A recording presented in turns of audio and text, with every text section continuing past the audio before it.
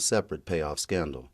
One commissioner in particular was spearheading the effort and was very passionate about it, I must say. I think he lost his objectivity. He was so passion-driven. Walter Bailey has been on the Shelby County Commission for 25 years, and unlike most of his colleagues, he was adamantly opposed to privatization.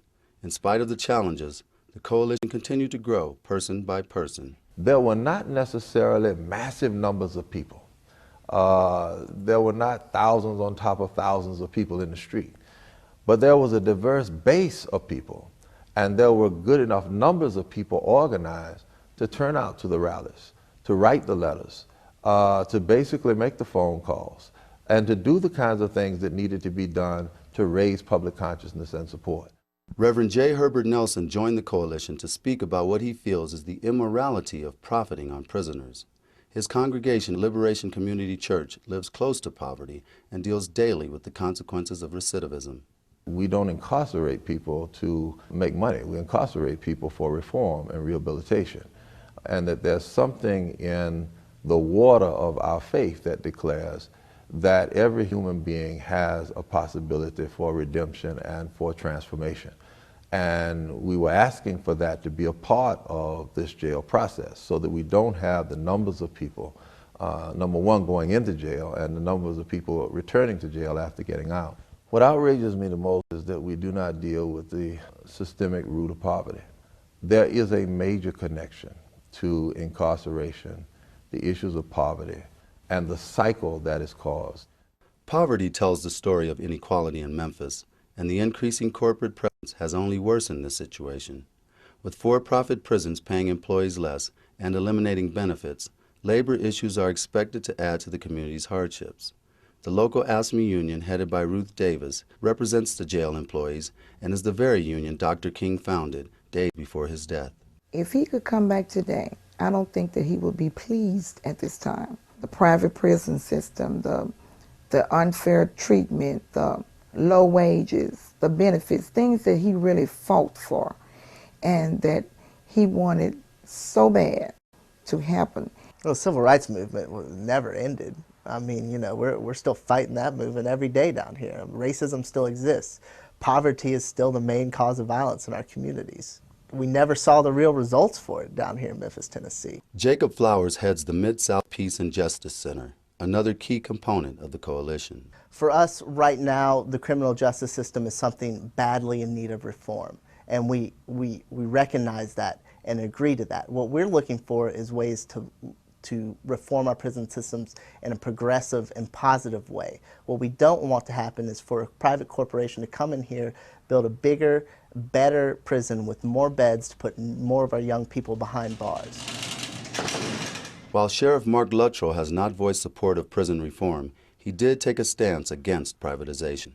You privatize if you think they can do a better job of running it and if they can save you money. Operationally, there's no compelling reason to privatize. Financially, there's no compelling reason to privatize. If they ever show me compelling reasons to do it, then I'll certainly entertain that, but I don't see it at this time. With new proposals recently offered by the industry, the issue has resurfaced, but the coalition is ready for another campaign. This issue is going to come up again in 2007, so actively working to prepare for that struggle.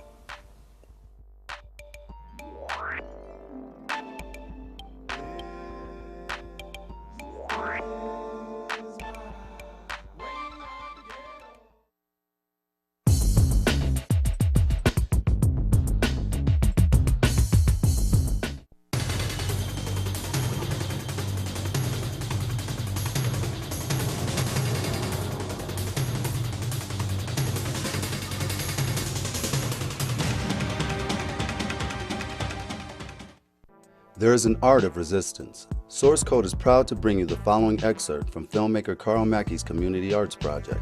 The words and images you are about to see all come from ex-prisoners.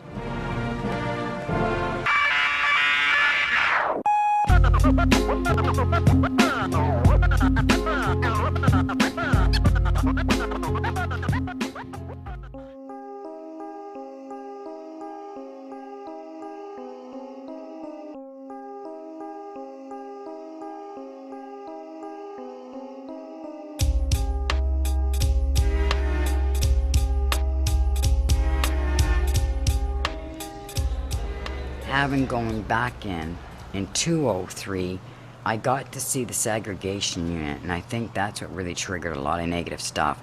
You know, like one day you're having a coffee with somebody who's been there for 5 years, and the next day you're going with scissors to cut them down off a rope. They're your friends. They become your family.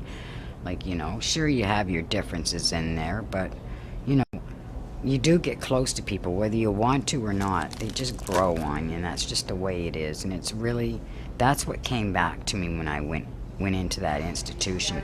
After I left there and took my pictures, I couldn't stop thinking about women there. I remember screaming in their sleeps, like it was very violent. At one point, I tried to take my own life in there. And that, well, needless to say, I'm still here. They cut me down off the rope. I was unconscious on the rope and they cut me down.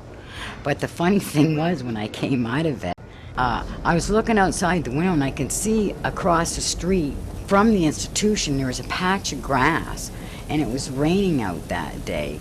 And I'll never forget this, because what went through my head was, geez, I wonder what it's like to put your feet in the grass. It had been so long that I forgot what it felt like.